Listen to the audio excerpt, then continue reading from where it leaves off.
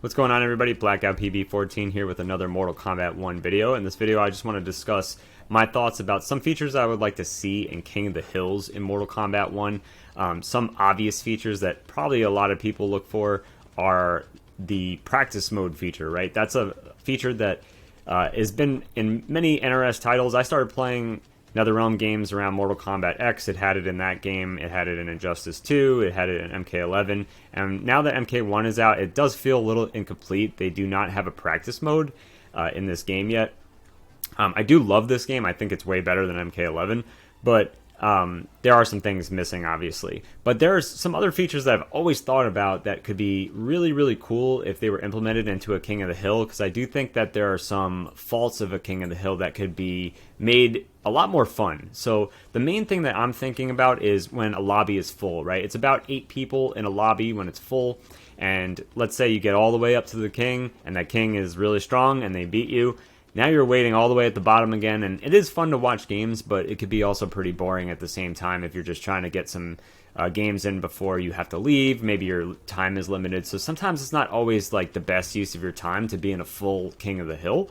So what I think would be really cool is the ability to have a losers bracket, so anybody that's below the top 4 in the King of the Hill should have the ability to start a losers bracket King of the Hill that anybody could join, right? So it's like almost like 2 King of the Hills in one, but a losers bracket on one side and the winners bracket in the other.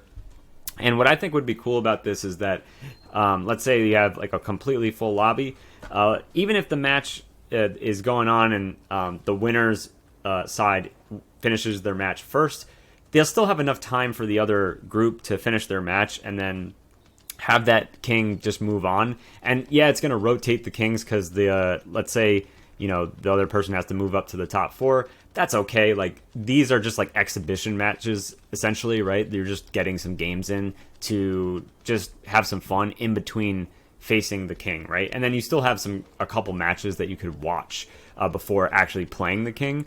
So I think that would just be like an amazing feature. Probably not the most simple thing to develop, but I think if this could be achievable, I don't know if it's something that they'll actually do in MK1, if they'll actually listen to me and do it on this game. But I think it's something that I just wanted to voice, and something that has been on top of my my thoughts when it comes to King of the Hills. And it's something that I just wanted to express. So let me know what you think about this, if this would be a cool feature to you. If you have any other ideas about making King of the Hills cooler or just any other modes, share them in the comments. I would like to hear them, because I think the more that we voice this kind of stuff, the more that NetherRealm actually listens to us in WB Games, right? So that's pretty much it for this video. I also started playing Tanya recently and Liu Kang, so if you want to see any gameplay videos for that, let me know. I've been trying to cover some topics that have been a little bit more difficult for people to understand, so I usually like to break down those things, and I'll be creating some more Reptile videos soon.